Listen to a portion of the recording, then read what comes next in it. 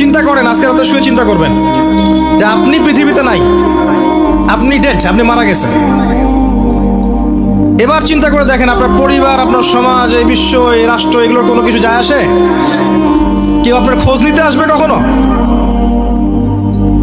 আপনি মারা যাওয়ার পরে কেউ দেখতে আসবে আপনার কবরে আপনি কেমন আছেন? কাদের পিছনে জীবনটা নষ্ট করছেন? কিসের পিছনে জীবন নষ্ট করছেন? যুবক, তোমাকে বলছি ভাই, নিজের জীবনের মূল্য দিতে শেখো। আল্লাহ রাব্বুল আলামিন তোমাকে আমাকে সৃষ্টি করেছেন, আল্লাহ পাক আমাদের হাতে এই দিনের বিজয় দেখতে চান।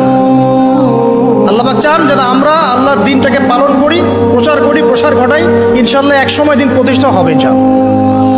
আমরা যদি খেলতামাশায় মত্ত থাকি তাহলে দিনের প্রচার কে করবে? মৃত্যুর কথা কে স্মরণ করে? এখন মানুষ চলাফেরা করে এমন ভাবে যে কোনোদিন মরবেই না। কে স্মরণ করে? যে টেবিলের তল দিয়ে ঘুষ নিচ্ছে ও স্মরণ করে মৌতের কথা? যে মেয়েটা বোরখা পরে যে ডেটিং করে বেড়াচ্ছে, জেনা করে বেড়াচ্ছে, ও কি মৃত্যুর কথা স্মরণ করে? যে ছেলেটা এখনকার যুব সমাজের বেশিরভাগই মাদকের সাথে সম্পৃক্ত, গার্লফ্রেন্ড বয়ফ্রেন্ড অ্যাফেয়ার্সে আছে, হ্যাঁ, টিকটক প্রজন্ম, আড্ডাবাজি করে সময় কাটায়, গুন্ডামি করে, মাস্তানি করে, এর মৌতের কোনো ফিকির আছে? চলে যাব এখান থেকে, কেউ থাকবে না। যিনি থাকার উনিই যখন থাকেন নাই, কারো কাছে মালাকুল মউত অনুমতি নিয়ে আসে নাই, আসবে না।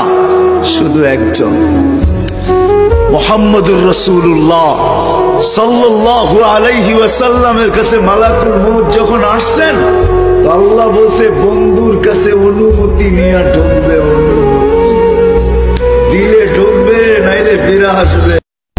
রুহের জগতে যদি কখনো আপনার সাথে আমার দেখা হয়ে থাকে, দুনিয়াতে আপনার সাথে আমার দেখা হবে ইনশাআল্লাহ। রুহের জগতে যদি আপনার আমার মধ্যে ঘনিষ্ঠ ভালোবাসা থেকে থাকে, এখানেও ভালোবাসা হয়ে যাবে ইনশাআল্লাহ। এত লম্বা কবরের জিন্দেগি কেমনে পার হবেন বলেন তো?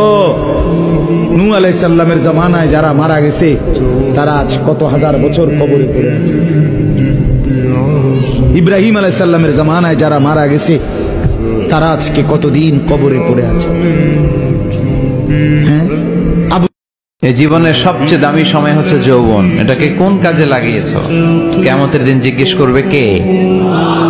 আপনাকে বলতে হবে যে আপনার এই যৌবনের সময়টা আপনি কি করেছেন। আপনি কি হারাম কাজে, অশ্লীল কাজে, নিষিদ্ধ কাজে সময় ব্যয় করেছেন, নাকি কোরআনের পক্ষে ছিলেন? এই প্রশ্নের উত্তরগুলো কিন্তু আল্লাহর সুপ্রিম কোর্টের কাঠ গড়ায় আমাদেরকে দিতে হবে। আল্লাহ, আজকে আমার কেউ নাই, তুমিও কি আমাকে ফেলে দিবা? তুমিও কি আমাকে ফেলে দিবা? আল্লাহ, তুমি না বলছো যার কেউ নাই তার তুমি আছো। আল্লাহ, তুমি কি আজকে আমাকে দৌড় করে বাইর করে দিবা? আল্লাহ, তুমি না রহমান, তোমার দয়া থেকে তো কেউ বঞ্চিত হয় না। আল্লাহ, একটু দয়া করো না, একটু দয়া করো না।